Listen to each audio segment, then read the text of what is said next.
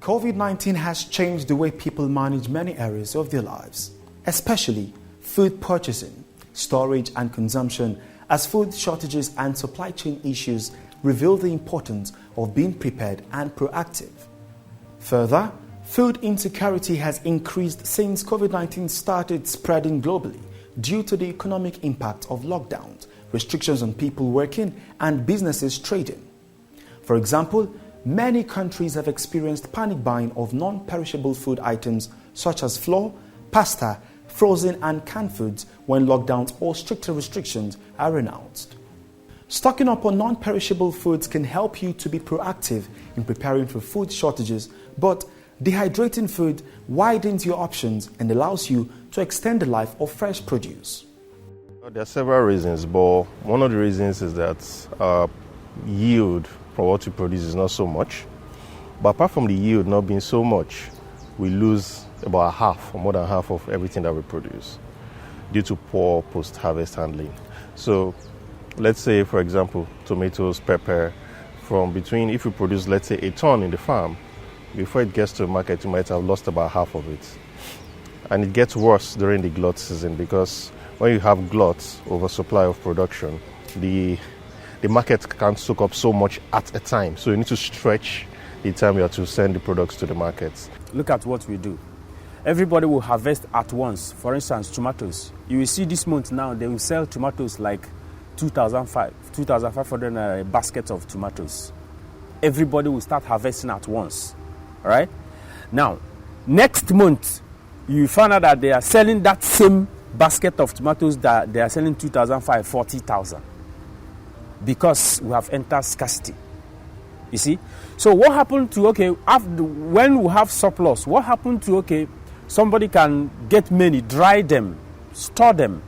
Then when we have scarcity, you bring it out. It makes price curve to at least go like this. But in Nigeria, what we see is like this. We do what is called subsistence farming. You just farm to eat. Now, if, for instance, I farm 6 bags of corn and I store it, I eat it, I exchange it by barter with my neighbor. If I need cash, I need to send my kids to school, I take it to the market to sell. At the end of the day, that is it. I do not turn it into a cash crop. I do not turn into a long-term wealth for me. It's just to grow and eat, and that's it. Before the dry or the non-farming season is over, I'm hungry and I'm broke. It's important to preserve the food because it gives it a longevity, as in, even when the season wears out, those products are still available, and it also preserves it for a longer period. So it's easier accessible to the markets and to the consumers at large. There are several solutions. There's cold storage, there's dry storage. Usually, like for example, peppers, for example, if you're traveling during the harvest season, you see a lot of it on the roadside. People just dry it on the roadside, flies, your smoke from your vehicle, everything. Then when it's dried, they pack it and bag it, grind or sell. Okay, so that's a way of extending the life. So that's pepper, for example, would have been composted or dumped by the farmer. Same thing for tomatoes also too.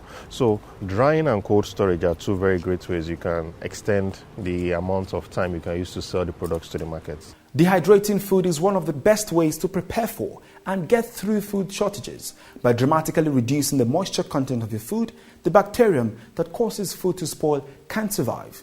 As a food preservation method that's been used by civilizations for at least 12,000 years, consistent low heat and airflow are the not-so-secret ingredient in making fresh food edible for longer.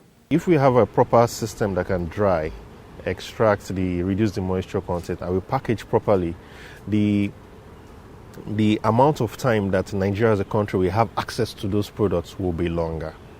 And if we do it and it becomes main street, that means the farmers too will be making a little bit more money because they won't be forced to sell everything that they have at the worst price possible. They'll be able to hold the products a bit longer and be able to sell to the market. So I think Nigeria is already on the right path if we don't get derailed, because there are a lot of younger people now in agric business, not necessarily farming. They're around the country. They're in Abuja, Kano, Ibadan, Kaduna. Like the one in Kaduna has like a tower, like a tent, that can dry up to 1 ton, 2 ton, 3 ton of fresh fruits or vegetables. So when they dry it, you can then package them better, put them on shelf, and they can last longer. There is a lot of things that is involved here. There is heat and mass transfer here, because as you are looking at the solar collector here, it means that I don't need to get heat from electricity. No, it's just collecting energy from the sun. This is glass and it's painted black inside, you see. So there is opening here. We call it air inlet. Those holes. Yes, we call it air inlet. So conventionally, air is going in. So if air goes in now, why is air coming in? Because you see there is opening here and it's connected to the drying chamber. And now if you look at that drying chamber, there is fan that is inside that is sucking. The fan is actually sucking. So if fans it blows and suck air from all through. So if you put hand here, you see that air is going in because fan is sucking that air.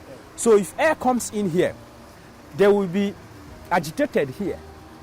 Of this panel? Yes, because this heat, this glass is absorbing heat from the sun. We call it solar energy, right? It's absorbing heat. So if it's absorbed the heat because of black surface, it's absorbed. It does not reflect. It absorbs and hold it. And if you look inside, you have a kind of metal sheet there. So metal sheet will retain the heat. So every air that is on the surface will be agitated, vibrating, hitting with one another. You know. So if they are vibrating now, they get heated up. So as they are heated up, of course, you know they are passing through this hole. Yes. Through the connector to the drying chamber. The heated air that comes from here will all go up because the fan is up, sucking them. You see, this is the outlet where the moisture, the evaporated air with latent heat of vaporization, all of them comes through this place, through the outlet, so they leaves. So whatever moisture that is here, they are going out.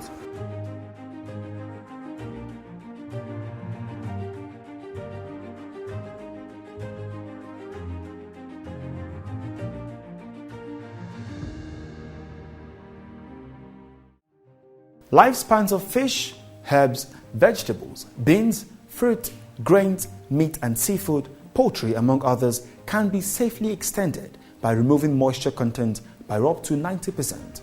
This ensures the longevity of perishable foods, prevents loss and wastage, and boosts nutrition and food security. If we have a proper system that can dry, extract reduce the moisture content, and we package properly, the amount of time that Nigeria as a country will have access to those products will be longer.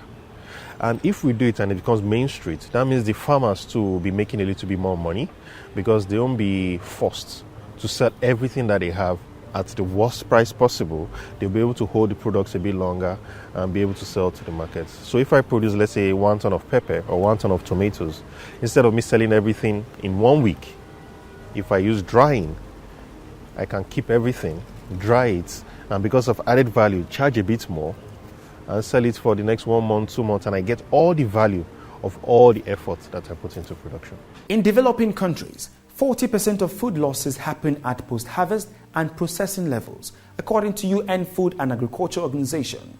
So, to meet up with emerging global demand for affordable and quality food products through export, especially in the context of the African Continental Free Trade Agreement, farmers, small and medium-scale food processing industry at all levels need to employ machines such as smart dryers that can increase their production capacity and quality at a sustainable operational cost.